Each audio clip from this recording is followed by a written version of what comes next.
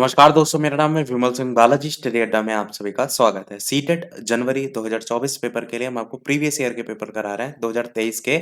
तो अभी तक हम आपको सीडीपी सेक्शन करा रहे थे, तो उसी क्रम में हम आपको हिंदी का पेपर और साथ ही साथ इंग्लिश का पेपर सॉल्यूशन जो है वो कराएंगे, क्योंकि टाइम बिल्कुल है नहीं। तो टाइप टाइप के क्वेश्चन आप देख लेंगे तो उससे एक अंदाजा आपको जो है वो लग जाएगा।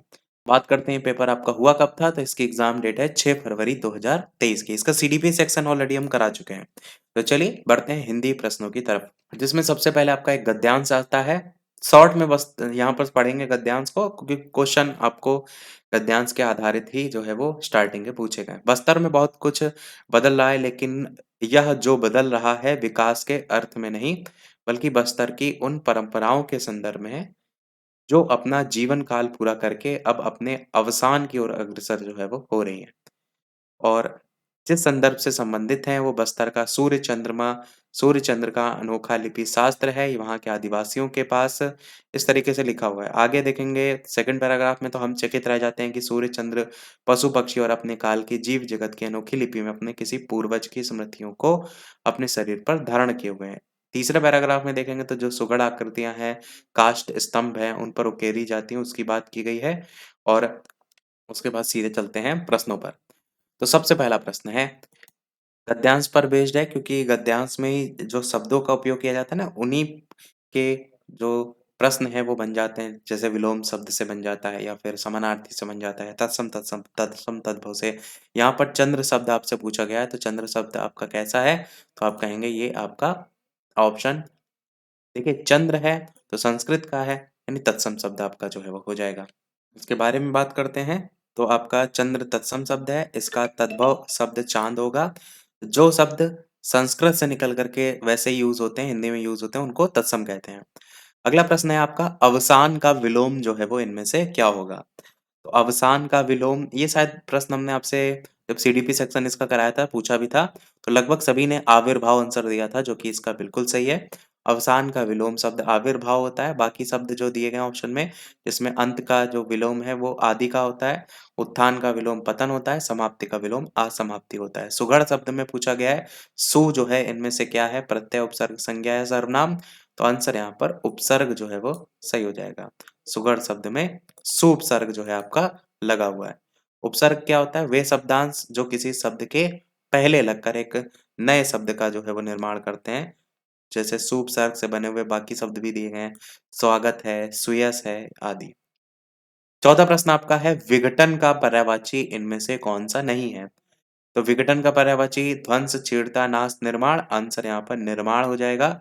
ये पर्यायवाची में नहीं आता है। विघटन का पर्यायवाची निर्माण नहीं है। निर्माण जो है वो रचना या बनावट का पर्यायवाची होता है। बाकी जो ऑप्शन में है, ध्वंस है, छीड़ता है, नाश है, पतन है, विध्वंस है, क्षय, विनाश, ये सब जो है वो विघटन के पर्यायवाची होते हैं। अगला प्रश्न आपसे पांचवा पूछा गया है कि कोई प्रथा परंपरा कैसे बनती है? अल्प समय तक कोई प्रथा नहीं चली आती, गाँव में बहुत सी प्रथाएँ होती हैं, तो वो फिर परंपरा में चली आती। फिर आगे उसी चीज़ को पीढ़ी दर पीढ़ी जो है वो उसी के अकॉर्डिंग त्योहार भी मनाए जाते हैं। तो वही चीज़ यहाँ पर कह रही है कि अल्प समय तक बनी रहकर तो बिल्कुल नहीं होगा। दीर्घकाल हो सकता है, बहुसंख्यक लोग इस चीज़ को माने वो हो सकता है, या वैध होने पर। आंसर यहाँ पर हो जाएगा दीर्घकाल तक बनी रहकर, ये ऊपर गद्यांश पर बेस्ड है। और अगला है, बस्तर के विशिष्ट आकार, भावों, मोटिफ में इनमें से कौन से चित्र नहीं है? तो शिव पार्वती जी का चित्र जो है वो यहाँ पर नहीं है। अगला आपका है, इन आकार, भावों, मोटिफ का रंग क्या है? तो इसका रंग है आपका लाल, पीला, हरा। अगला आकार, भाव, मोटिफ में प्रचलित मोटिफ कौन सी है? तो धार्मिक, अनुष्ठानिक। और नवा प्रश्न आपका, इनमें से गद्यांश के आधार पर कौन सा वाक्य सही नहीं है? बस्तर में बहुत कुछ बदल, ये भी गद्यांश पर ही है, तो पुराना होने पर किसी प्रथा को हम त्योहार कहने लगते हैं, ये आपका सही कथन नहीं है। यहाँ पर सही भी लिखा है कि किसी प्रथा को हम त्योहार कहने लगते हैं, वाक्य सही नहीं है। गद्यांश के अनुसार ये सही वाक्य है, पुराना होने पर किसी प्रथा को हम परंपरा कहने लगते हैं। तो यहाँ पर क्या लिखा है? त्योहार कहने लगते हैं, त्योहार नहीं कहते, परंपरा कहते हैं। बाकी विकल्प सही है। अब जैसे गद्यांश आता है, ऐसे एक काव्यांश आता है। गद्यांश पर बेस्ड के टोटल आपने 9 प्रश्न देखे।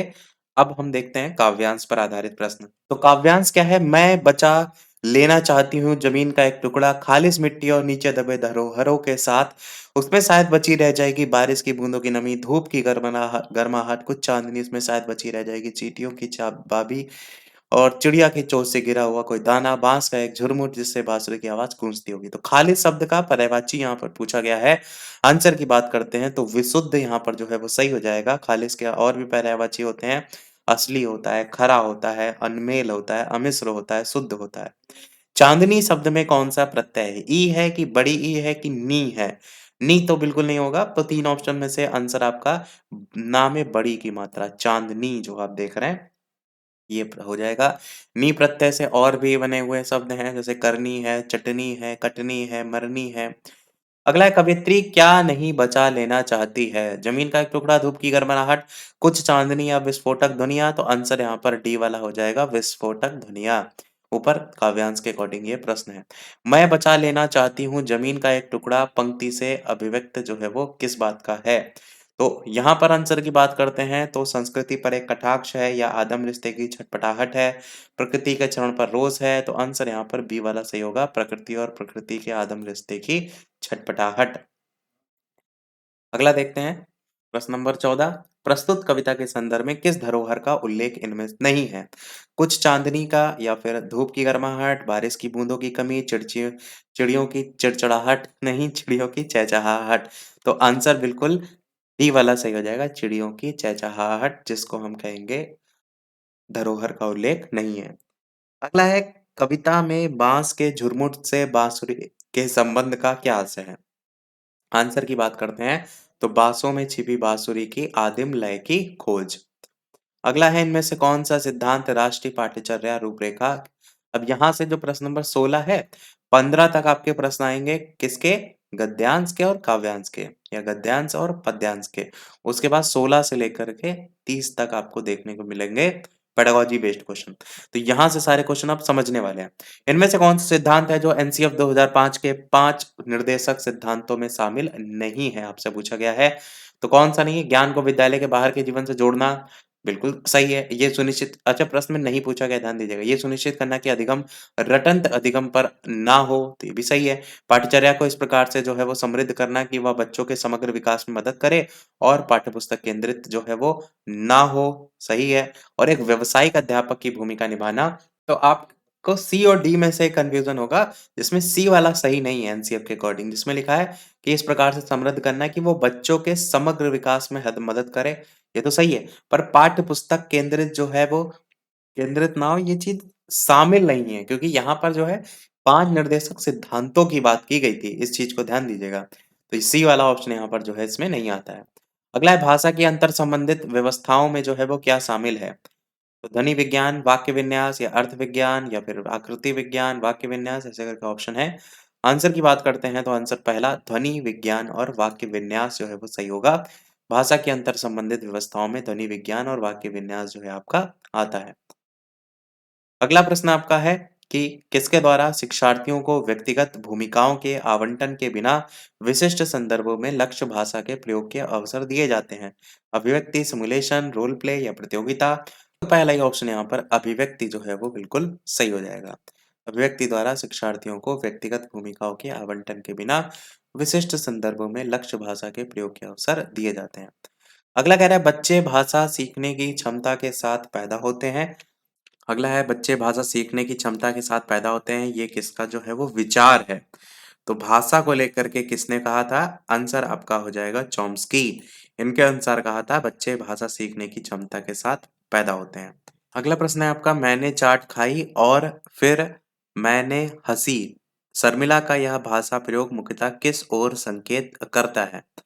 व्याकरणिक नियमों की जानकारी नहीं है या फिर नियमों का अति सामान्यीकरण है, भाषा प्रयोग में असावधानी है या भाषा की समझ ही नहीं है।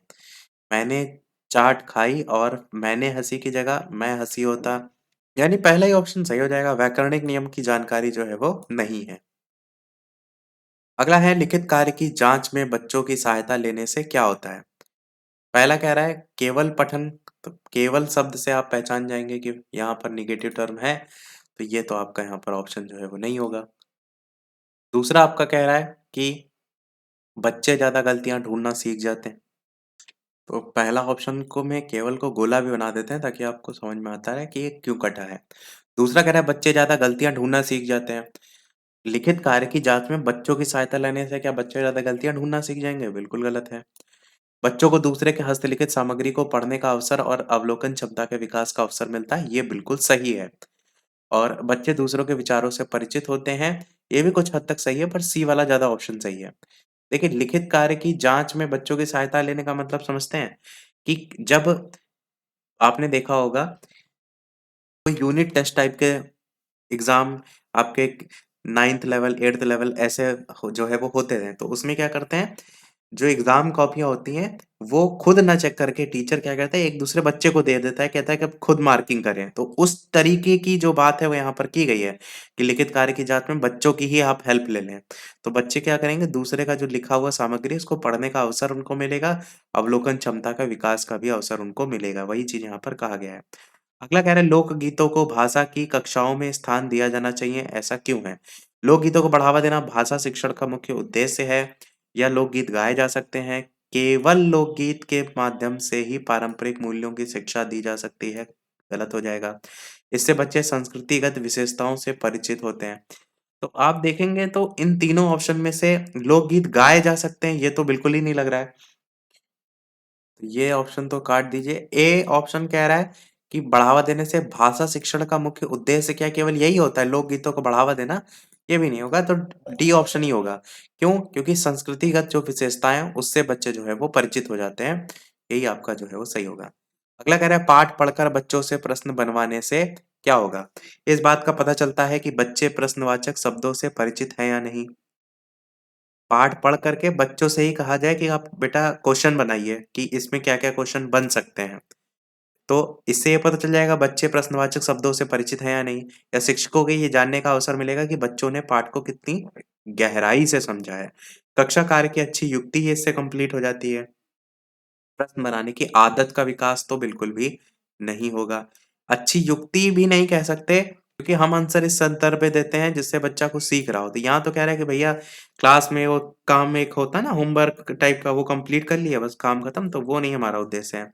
पहले और दूसरे ऑप्शन में देखेंगे तो यहाँ पर केवल ये पता चल रहा है बच्चे प्रश्नवाचक शब्दों से परिचित हैं या नहीं। तो प्रश्नवाचक शब्दों की बात नहीं हो रही, वो जो पूरा पाठ पढ़ा है, उससे क्वेश्चन वो तभी बना पाएगा जब उसने उस चीज़ को बहुत ही बढ़िया तरीके से पढ़ा होगा, गहराई से समझा होगा। तो मेन यही उद्देश्य है, बी वाला ऑप्शन आपका यहाँ पर सही होगा। अगला कह रहे हैं किसी भाषा कक्षा में कहानी कथन की आवश्यकता के संदर्भ में कौन-सा कथन यहाँ पर उचित नहीं है? किसके संदर्भ में? भाषा कक्षा के में। सभी बच्चों को भाषा सुनने का परिवेश मिलता है। सभी बच्चों की क्षमता को ध्यान में रखते हुए ये उचित नहीं है लिखा हुआ है। और बच्चों को अच्छा यहाँ पर तर्क उचित नहीं है पूछा गया है। बच्चों को शब्द भंडार के विकास के अवसर प्राप्त होते हैं, ये तो प्राप्त होते हैं तो सही है। सभी बच्चों की क्षमता अनुसार कल्पना शक्ति का विकास होता है, ये भी सही है। यानी कि पर प्रश्न में तो भाषा कक्षा की बात की गई ना, तो डी वाला ऑप्शन तो फिर नहीं सही होगा। कह रहा था ना कि कौन सा तर्क उचित नहीं है, तो यही उचित नहीं होगा कि बच्चों की क्षमता अनुसार कल्पना शक्ति का विकास भाषा कक्षा के अकॉर्डिंग नहीं होगा। भाषा कक्षा में भाषा पर आधारित अगर कोई कहानी होगा तो उसके शब्द भंडार पर फ़ोकस होगा। तो अगर नहीं के अकॉर्डिंग देखेंगे तो डी होगा, एक्सप्लेनेशन भी आपको दिखाते हैं। किसी भाषा कक्षा में कहानी कथन की आवश्यकता के संदर्भ में ये कहना कि सभी बच्चों की क्षमता अनुसार कल्पना शक्ति का विकास होता है, तो उचित तर्क नहीं है। जबकि भाषा की कक्षा कहानी कथन से बच्चों के शब्द भंडार में विकास होगा, उन्हें भाषा सुनने के परिवेश के साथ-साथ उनके अवलोकन की क्षमता का भी विकास होगा। अगला कह रहा है वाइगोत्स्की के अनुसार भाषा चिंतन को निर्धारित करती है, चिंतन भाषा को निर्धारित करती है, एक दूसरे से स्वतंत्र रूप से विकसित होते हैं या फिर भाषा एक अर्जित योग्यता है। आंसर आपका डी वाला हो जाएगा, भाषा एक अर्जित योग्यता है, वाइगोत्स्की ने जो है ये कहा था। इन्होंने बालकों के सामाजिक विकास से संबंधित सिद्धांत का जो है वो प्रतिपादन किया था, जिसमें बताया था कि बालक के विकास में समाज का क्या योगदान है और उसमें किस प्रकार का परिवर्तन जो है वो आता है। और भाषा शिक्षण के संदर्भ में केवल भाषाई शुद्धता पर ही अधिक बल जो रहता है वो सही नहीं है, जबकि भाषा अर्जन और भाषा अधिगम में अंतर होता है, इस बात का भी उल्लेख इन्होंने किया है। अगला कह रहा है भाषा शिक्षण के संदर्भ में कौन-सा कथन है जो कि यहाँ पर सही जो है वो नहीं है, आपसे पूछा गया है। तो पहला कह रहा है भाषा अर्जन और भाषा अधिगम में अंतर होता है। भाषा शिक्षण में केवल शब्द लग गया है। भाषा सीखने में अन्य विषयों को अध्ययन, अध्यापन सहायक जो है वो होता है और जो समृद्ध भाषा परिवेश है वो भाषा अर्जित करने में सहायक होता है। प्रश्न में क्या कह रहा है कौन-सा सही नहीं है? नेगेटिव टर्म जब हमने पहले केवल पे टिक लगा दिया तो आप समझ में गए होंगे कि ये वाला सही बिल्कुल भी नहीं होगा। केवल भाषाई शुद्धता पर ही नहीं बल होता है, अन्य जो आधार होते हैं उन पर भी बल दिया जाता है। एक बहुसांस्कृतिक पृष्ठभूमि वाली जो कक्षा है उसमें भाषा सीखने के बारे में इनमें से कौन-सा विचार सही है? आधिकारिक पुस्तकों का निर्माण किया जाए भाषा सीखने के लिए व्याकरणिक नियमों का और आधिकारिक प्रयोग जो है वो होना चाहिए। तीसरा कह रहा है भाषा परिवेश का निर्माण किया जाए ताकि भाषा अर्जन की सहज स्थिति बन सके और बच्चों में भाषा सीखने की क्षमता बलपूर्वक जो है वो विकसित करनी चाहिए। कह रहा था कि बहुसांस्कृतिक पृष्ठभूमि वाली जो कक्षा है, उसमें भाषा सीखने के बारे में सही क्या है? तो यही सही है कि भाषा परिवेश का आप निर्माण करें, ताकि भाषा अर्जन की सहज और उसको आसान बनाया जा सके, उसकी स्थिति को आसान बनाया जा सके, सहज स्थिति बन सके। और वही चीज़ यहाँ पर लिखी है। अगला देखते हैं। अगला कह रहा है स्वलीन विकार, ऑटिस्टिक डिसऑर्डर इसमें बच्चा जो है उसमें क्या होता है? हाथ-पैर हिलाने में कठिनाई का अनुभव करता है या फिर सामाजिक अंतःक्रिया और संप्रेषण में कठिनाई का अनुभव, अक्सर खाने से मना कर देता है या फिर कार्यों में लीन रहता है। आंसर क्या हो जाएगा? बी वाला सामाजिक अंतःक्रिया और संप्रेषण में कठिनाई का अनुभव जो है वो करता है। इसको क्या कहते हैं? स्वलीन विकार और इंग्लिश में क्या कहते हैं? Autistic disorder. 29 प्रश्न है भाषा शिक्षण का संप्रेषण परक उपागम इनमें से पूछा गया है कौन सा जो है वो होगा? तो आंसर डायरेक्ट बात करते हैं तो आप कहेंगे संदर्भ में भाषा प्रयोग की कुशलता पर जो है ये बल देता है। संप्रेषण का मतलब क्या होता है? कम्युनिकेशन करना, विचारों को आपस में आदान-प्रदान करना, तो वही चीज़ है भाषा प्रयोग और ज़्यादा उसमें कुशल हो जाएगी। 30 प्रश्न लास्ट है हिंदी के पोर्शन का भाषा शिक्षण की कौन-सी विधि मातृभाषा को मध्यस्थ बनाए बिना दूसरी भाषा को सिखाने पर जो है वो बल देती है? तो कौन-सी विधि हो जाएगी? प्रत्यक्ष विधि जो है आपका ऑप्शन सही हो जाएगा। जब कोई दूसरी लैंग्वेज सीख रहे हो और पहली लैंग्वेज से उसका कोई आप कहेंगे हेल्प ना मिल रही हो, तो भाषा शिक्षण की प्रत्यक्ष जो विधि है मातृभाषा को मध्यस्थ बनाए बिना दूसरी भाषा को सीखने पर जो है वो बल देती है। ये विधि मूर्त से अमूर्त की ओर चलती है।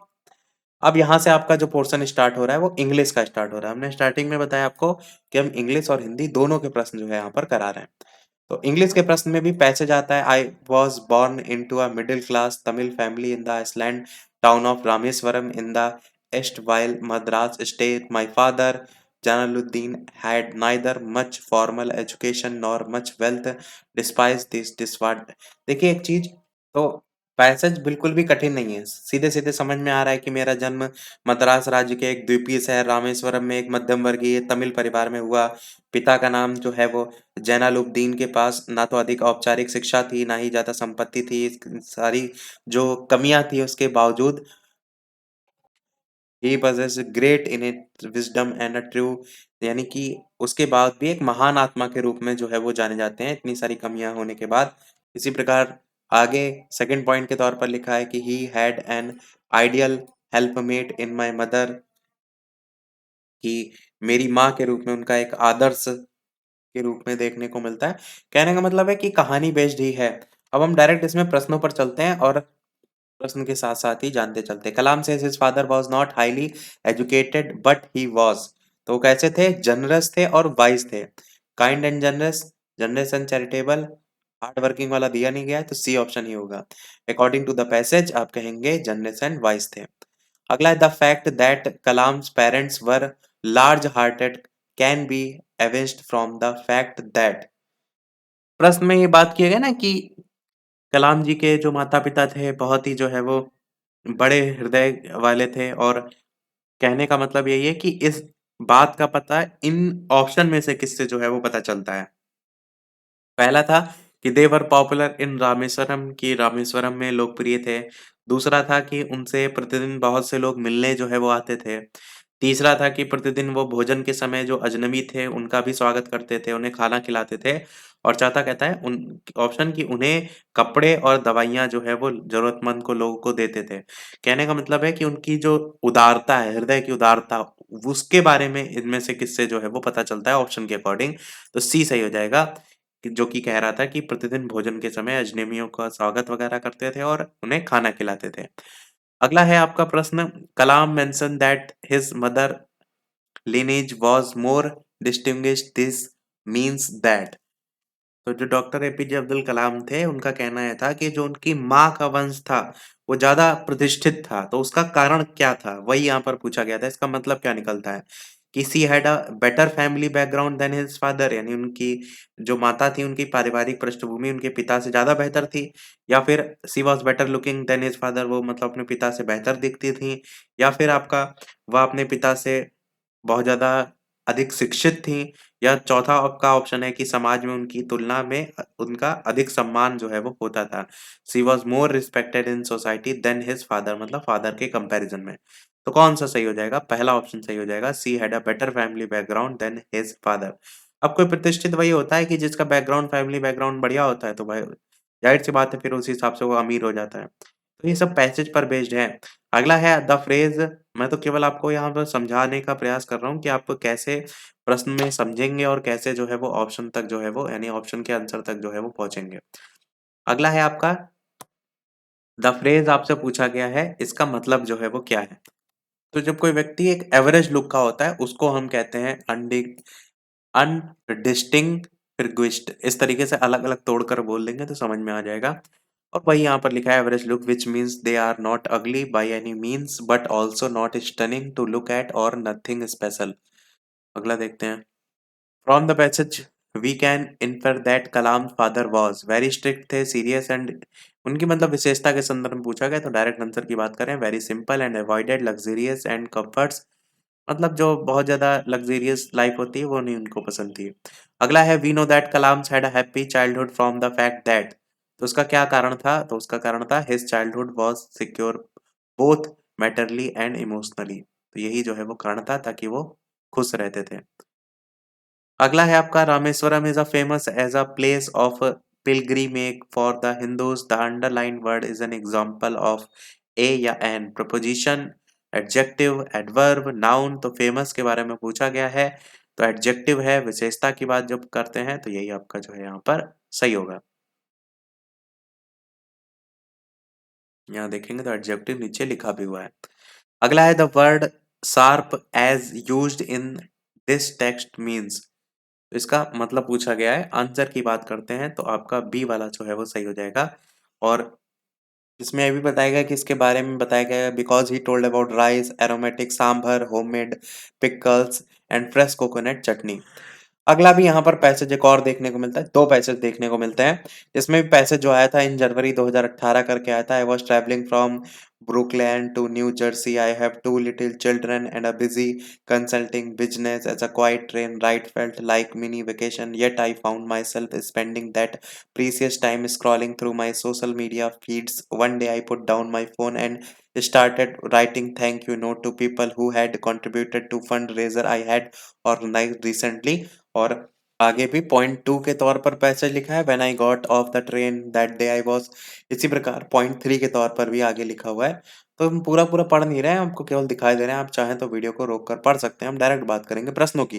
The train ride felt like a vacation because, तो आंसर क्या हो जाएगा? पहला हो जाएगा it gave the writer some personal quiet time. और यहाँ पर डायरेक्ट आंसर इसलिए बता रहे हैं क्योंकि पैसेज पर बेस्ड है। Precious in precious time is used as an, तो noun, verb, adverb, adjective. Answer यहाँ पर एडजेक्टिव जो है वो सही हो जाएगा। प्रीसियस एडजेक्टिव और टाइम आपका नाउन। अगला है the writer decided to put the time the train ride took to good use by, तो प्लानिंग अ फंड रेजर होगा, चेकिंग आउट हर मेल होगा, posting feeds on social media platform. Answer last वाला होगा, thanking people who had donated to her fundraiser. वही लिखा है writer decided to put the time the train ride took to good use bye.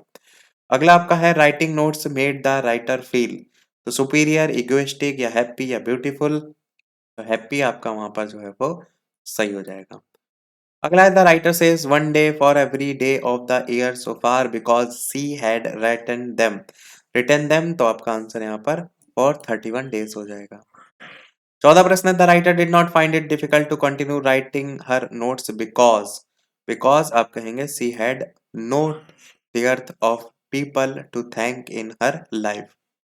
और 15 प्रश्न है आपका I was in noticeably better mood, the underline word in the given sentence is an example of, तो ये आपका adverb जो है वो सही हो जाएगा। तो इतने आपको देखने को मिले हैं, ये भी लिखा हुआ है कि किसमें एडवर्ब क्या है, एडजेक्टिव बेटर है, मूड नाउन है। अब यहाँ से आपको जो प्रश्न 16 से देखने को मिलेंगे, ये वो देखने को मिलेंगे जो आपके आते हैं पेडागोजी बेस्ड। तो ये सब समझने वाले क्वेश्चन हैं। Which among the following is not true about the feature of stimulus नहीं simulations? तो ये पूछा गया है, इनमें से कौन सा है जो कि आपका सिमुलेशन से संबंधित आपका नहीं है। पहला क्या कह रहा है कि the individual participant retain their identify while reacting to the given imaginary situation। दूसरा कह रहा है कि simulation usually work in small groups. तीसरा कह रहा है these provide the learners with an opportunity to gain confidence when speaking English. या in simulation there is unlimited use of language and an unlimited scope for expressing emotions. और प्रश्न में नहीं पूछा गया था, इस चीज को ध्यान दीजिएगा, कह रहा था कौन सा जो है वो सही नहीं है। तो सही कौन सा नहीं है, बी वाला सही नहीं है, जो कि लिखा था simulation work usually in small group में यूज होता है, बिल्कुल गलत है। बाकी सभी आपके सही हैं, वही लिखा है all the above given option is true, केवल और केवल बी ऑप्शन को छोड़ करके। It is the imitative representation of the functioning of one system और process by means of the functioning of another. बाकी जो ऑप्शन थे वो आपके सही थे। अगला क्वेश्चन आपका देखते हैं। A learner in the city of Srinagar opts Malayalam as her third language and is able to speak and read it within a year through her classroom exposure and interaction. What is this known as? Language learning, language acquisition, language addition या फिर आपका subtractive bilingualism. तो कौन सा इनमें से सही होगा? एक व्यक्ति है कोई, श्रीनगर शहर में एक शिक्षार्थी है कोई, वो मलयालम को अपनी तीसरी भाषा के रूप में जो है वो सेलेक्ट करता है। और जो उसका क्लास का एक्सपीरियंस है, कक्षा अनुभव है, बातचीत के माध्यम से 1 वर्ष के भीतर क्या करता है, उसको बोलने और पढ़ने में भी सक्षम हो जाता है मलयालम भाषा को।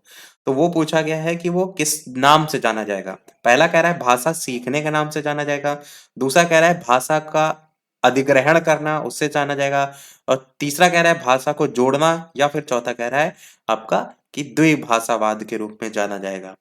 आंसर की बात करें, भाषा उसने सीख ली है जब 1 साल में बोलने लगा, तो यही सही हो जाएगा। लैंग्वेज लर्निंग के अंतर्गत आएगा, भाषा सीखने में आएगा, और वही चीज़ यहाँ पर जो है वो बताई गई है, लैंग्वेज लर्निंग क्या होता है। अगला है which two of the following are true as per current understanding of language learning। आपसे पूछा गया है कि इनमें से कौन से 2 ऑप्शन हैं जो कि आपके जो है वो सही हैं।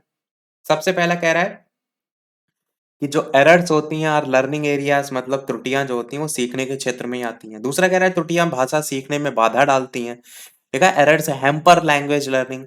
तीसरा कह रहा है कि त्रुटियां जो है errors should be corrected then and there, यानी कि त्रुटियों को वहीं सुधारा जाना चाहिए जहां पर होती हैं, तुरंत बता देना चाहिए।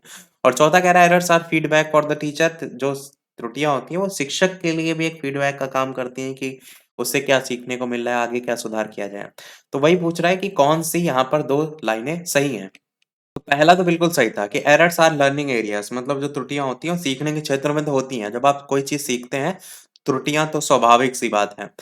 दूसरा कह रहा है कि भैया त्रुटियां जो होती हैं वो भाषा सीखने में बाधा डालती हैं। तो ऐसा तो नहीं, त्रुटियां तो स्वाभाविक है, तो बाधा क्यों डालेंगे? तो दूसरा ऑप्शन तो गलत है। तीसरा कह रहा है error should be corrected then and there, तुरंत नहीं आपको सुधार करना चाहिए, बाद में बताना चाहिए, तो ये भी गलत है। चौथा वाला तो सही है, errors are feedback for the teacher. तो पहला और चौथा आपका ऑप्शन यहाँ पर जो है वो बिल्कुल सही है। सी ऑप्शन जो है यहाँ पर हो जाएगा। अगला क्वेश्चन देखते हैं। अगला कह रहा है procedural knowledge in learning of grammar is known as. तो आपसे पूछा गया किस नाम से जो है वो जाना जाता है। पहला कह रहा है इसको कहते हैं प्रक्रियात्मक ज्ञान हिंदी में। तो वही कह रहा है व्याकरण सीखने में प्रक्रियात्मक ज्ञान के रूप में जो है इनमें से किसे जाना जाता है। पहला कह रहा है analyse one's errors to learn language, यानी कि भाषा सीखने के लिए जो भी आपने त्रुटियां की हैं उसका आप एनालाइज करें, विश्लेषण करें। Analyse one's error to learn language, यानी भाषा सीखने में। दूसरा कह रहा है कि understanding how a grammatical form works and applying the same, यानी कि ये समझना कि व्याकरणिक रूप जो है ग्रामेटिकल वो कैसा है, कैसे काम करता है, उसको लागू कैसे करना है, उसके लिए करके। तीसरा कह रहा है कि learning the rules of grammar and reproducing it later, मतलब कि नियमों को सीखना, बाद में इसको फिर से पुनः प्रस्तुत करना। और चौथा कह रहा है understanding how a grammatical form works from a grammar book, ये समझना कि कोई भी ग्रामेटिकल फॉर्म है, व्याकरणिक रूप है, वो कैसे काम करता है किसी ग्रामर बुक के संदर्भ में, तो वही पूछा गया है कि कौन-सा इनमें से जो है वो सही होगा। प्रोसीडरल नॉलेज के संदर्भ में बी वाला सबसे बेस्ट है, understanding how a form works and applying the same, कि कैसे वो चीज़ काम करती है ग्रामेटिकल रूप में और फिर उसी को उस प्रकार से लागू करना। वही चीज़ यहाँ पर लिखी है, the two motions are similar to Chomsky distinction between competence and performance, the first referring to the factual knowledge of a language and the second of the actual ability of, तो यहाँ पर एक्चुअल एबिलिटी है और दूसरे पहले वाले में factual knowledge है। The concept of declarative and procedural knowledge is based on the view of language. Procedural knowledge is known as understanding how a grammatical form works and apply the same. अगला देखते हैं। और जो procedural है उसमें नाम से भी प्रोसीजर क्या होता है, किसी चीज को कैसे करना है, तो वही उससे भी शब्द से जोड़ करके याद रख सकते हैं। अगला प्रश्न देखने से पहले वीडियो सभी लोग लाइक अब तक कर ही चुके होंगे, लगातार हम आपको पढ़ा रहे हैं, हिंदी पूरी करा दी हमने, इंग्लिश के भी 10 क्वेश्चन रह गए। लाइक अभी तक ना किया हो तो अवश्य सभी लोग कर दीजिएगा और शेयर कर सकते हैं तो शेयर भी करते रहिएगा। चलिए बढ़ते हैं अगले प्रश्न नंबर 20 की तरफ। A short story is a descriptive writing, analytical writing, narrative writing, comparative writing, तो ये आपका क्या होता है, नैरेटिव राइटिंग होता है। Short story is a form of narrative writing that has all the same elements as novels, plot, character development, point of view, story structure, theme, but are delivered in fewer words. For many writers, short stories are a less daunting way to dive into creative writing than attempting to write a novel.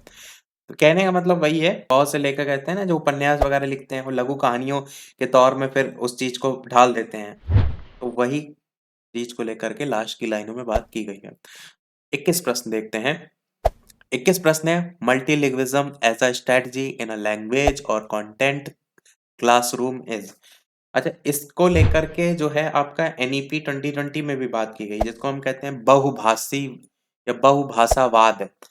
तो वो पूछा गया है कि जो इसके लेकर के एक कक्षा में आप कैसे जो है एक रणनीति के रूप में देखते हैं। तो पहला कह रहा है making use of the languages of learner to teach learn languages and content subject, कि पढ़ने पढ़ाने सीखने के लिए जो शिक्षार्थी उनको भाषाओं का यूज करना सिखाना, उपयोग करना, भाषा और जो सामग्री है। दूसरा कह रहा है कि teaching learning of many languages which include mother tongue, modern Indian language, classical language and a foreign language, यानी कई भाषाओं का शिक्षण अधिगम जिसमें मातृभाषा हो, आधुनिक भारतीय भाषा हो, शास्त्रीय भाषाएं हो, विदेशी भाषा हो, ये सब शामिल हो।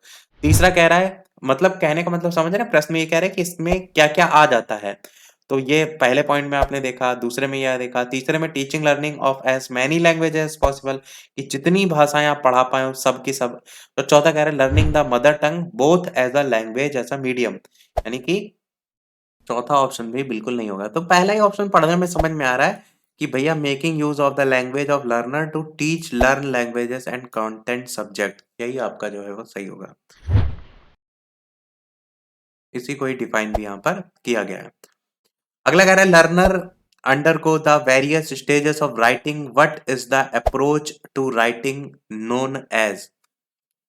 पहला कह रहा है प्रोडक्ट अप्रोच, उत्पाद दृष्टिकोण। दूसरा कह रहा है प्रोसेस अप्रोच, प्रक्रिया दृष्टिकोण। तीसरा पैराग्राफ डिक्टेशन, पर्सनल राइटिंग। तो शिक्षार्थी लेखन के अलग अलग चरणों चरणों से होकर के जाता है ना, तो इस दृष्टिकोण को कहते क्या है, क्या ना, learner undergo the various stages of writing, what is this approach to writing known as. तो क्या कहेंगे, प्रोडक्ट कहेंगे, प्रोसेस कहेंगे, पैराग्राफ तो यहाँ पर बिल्कुल ही नहीं लग रहा है और पर्सनल भी नहीं लग रहा है। प्रोडक्ट या प्रोसेस में से प्रोसेस आपका सही होगा, कितने चरणों से होकर के जा रहा है, प्रोसेस अप्रोच आपका यहाँ पर सही हो जाएगा। A working process approach is based on the principle that if students receive formative feedback during the process of writing, then their final product will improve. This approach to writing known as process approach. अगला कह रहा है here is a teacher who divides her class into groups of 4 and allocates a number of themes topics to each group। यानी कि एक शिक्षिका है जो अपनी कक्षा को क्या करती हैं, 4 समूहों में बांट देती हैं और प्रत्येक समूह को यहाँ पर लिखा है अलॉट कर देती है नंबर ऑफ थीम्स या topics to each group to work over a period of 3 month, यानी कि 3 महीने के लिए काम कंप्लीट करने को लेकर के, और पूरी जो रिपोर्ट है उसको लेकर के भी लिखा है to write and present the report to the whole class. और जो भी आपने किया है, जो भी कार्य दिया है, उसकी रिपोर्ट लिखने को लेकर के जो है वो कहती हैं, तो what is the group activity known as, तो इस प्रकार की जो ग्रुप एक्टिविटी है, जिसको गतिविधि कह सकते हैं, वो इनमें से किस नाम से जानी जाती है? ग्रुप वर्क होती है, असाइनमेंट होती है, लैंग्वेज टास्क होता है, प्रोजेक्ट वर्क होता है, कौन-सा सही होगा? तो आंसर की बात करते हैं, प्रोजेक्ट वर्क आपका यहाँ पर सही हो जाएगा। The kind of group activity is known as project work is a work which focuses on completing a task. तो जहाँ पर भी कोई टास्क कंप्लीट करने को लेकर के बात हो, वो प्रोजेक्ट वर्क में आ जाता है। Project work normally involves a lot of resources, time, people, materials and learners practice a range of skills and language system. A group of teenage learners work on a project to develop a series of poster on how to protect the environment. Example भी दिए गए हैं, जैसे build a garage, develop a website, go on vacation, organise a party, इस तरीके से। अगला कह रहा है what is the following typology of question known as. Imagine you are the son in the story and write your feeling in your diary at the end of the day. तो इसको descriptive writing कहेंगे, या एक्स्ट्रापोलेटिव writing, या फिर autobiographical writing, या creative writing, कौन सा सही होगा? आंसर यहाँ पर हो जाएगा extrapolative writing. This type of typology of question known as extrapolative writing. It is about talking facts and observation about a present or known situation and use them to make a prediction about what might eventually happen. और साथ ही साथ इसमें और ऐसा कुछ खास नहीं है। अगला है major aim of teaching learning poetry is. Major aim क्या है? एंजॉयमेंट एंड अप्रिसिएशन है, learning the art of writing poetry है, लैंग्वेज लर्निंग है, या फिर लर्निंग वोकैबुलरी एंड ग्रामर है। तो मेजर एम टीचिंग लर्निंग का यहाँ पर क्या देखने को मिल रहा है कि भैया एंजॉयमेंट एंड अप्रिसिएशन आपका, वो भी पोएट्री की बात की गई है, इसलिए the major aim of teaching poetry is enjoyment and appreciation. Poetry has a tremendous appeal for children and it is the best way of exciting their love of the language. It lays the foundation for the appreciation of the beauty of the language. वही चीज यहाँ पर लिखी है। अगला कह रहे it is expected in a language classroom that learners work in and work with language. This is क्या है? Learning the form of language, using the language with accuracy, engagement with language, या acquisition of language। तो इसको कहते हैं engagement with language। ये आपका सही हो जाएगा। engagement with language in the context of language learning and use engagement with language is a cognitive and or affective and or social state and process in which the learner is the agent and language is the object। तो यही दो point इसमें important है।